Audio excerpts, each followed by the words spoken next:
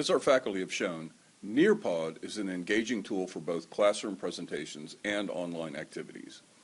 While Nearpod is pretty user-friendly, there are a few things you should know before jumping into creating your first Nearpod lesson.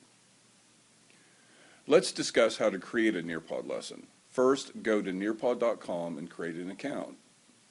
The free account gives you access to most of the functionality of the service and enough storage space to create lessons. You can always upgrade if your Nearpod account begins bursting at the seams.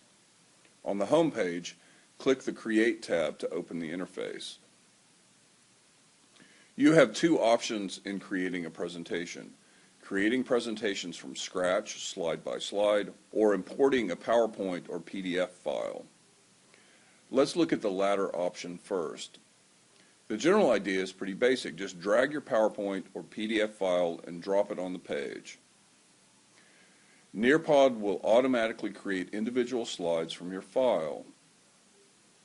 There are a couple of tricky things about uploading and converting files, however, that have to do with file size. A 50-slide PowerPoint presentation may exceed the limits of what you can upload. You'll be notified if you exceed them, and the upload will halt. Even if you don't exceed the limits, the bigger the file, the more time-consuming and problematic your upload into Nearpod. So what can you do? Well, a PDF can be saved at a lower quality that's designed for the web. An image destined for print really has to have over 4 times as many pixels per inch than one designed for the web. If you go to the menu in PowerPoint and select Save as PDF, you will save the file in standard PDF format. My sample PowerPoint has about 90 slides and the PDF is 8.8 megabytes. Well, that's still too big.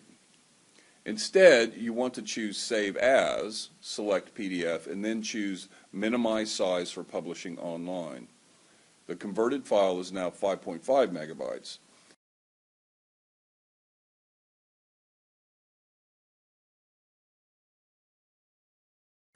You can also add individual slides by clicking the Add Slide button. Your first option is to add content.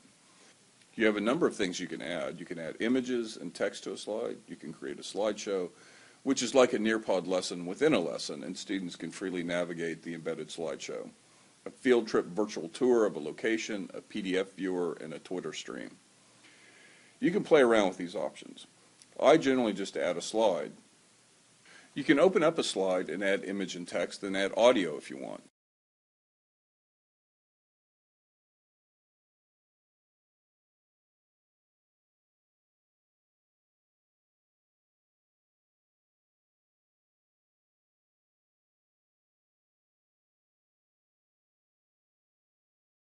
Adding an audio file adds a primitive audio player to the slide. That is, if your audio file is small enough. You really need to upload MP3 files if it's going to work at all. When you preview the slide, you can see that the audio player drops to the bottom of the screen. Adding web content allows you to navigate to a URL with the caveat that mobile devices won't run Flash. So you can't simply go to that great NASA rocket building site with all the cool Flash animations and expect it to work on student devices. I generally use this content type for accessing YouTube videos.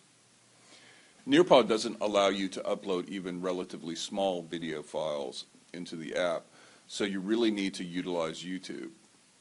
Finally, you can add different activity types ranging from open-ended questions to draw-it exercises.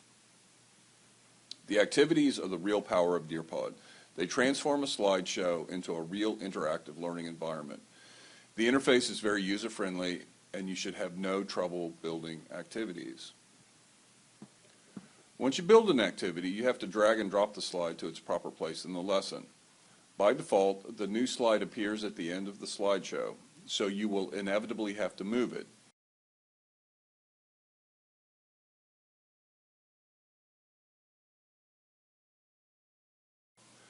Once your lesson is complete, you publish the lesson. This makes it available for classroom or homework, depending on what you want. To view all your lessons, go to My Library. You will see both your published and unpublished lessons. If you want to edit a lesson further, click on it. If it's published, the lesson will not be available until you republish. A published lesson can be opened as a live presentation or as homework, and a pin for the session will appear, which you can share in a number of different ways. In class, students would open the app or go online to nearpod.com and enter this pin. They can then participate in the session. In the live mode, you will run the show. Students won't be able to navigate to different pages on their own except in embedded slideshows. They will participate in the activities on their mobile devices. A feature that's somewhat hidden is the moderator's ability to view a film strip of the entire slideshow, just as you can in PowerPoint. Here it's more seamless and less disruptive. You can access the film strip view by clicking on the white arrow on the bottom of the interface, and then you can quickly move through your presentation. The last tip I can give you regarding the interface is to look for the Home button. Sometimes you may not remember how to access reports.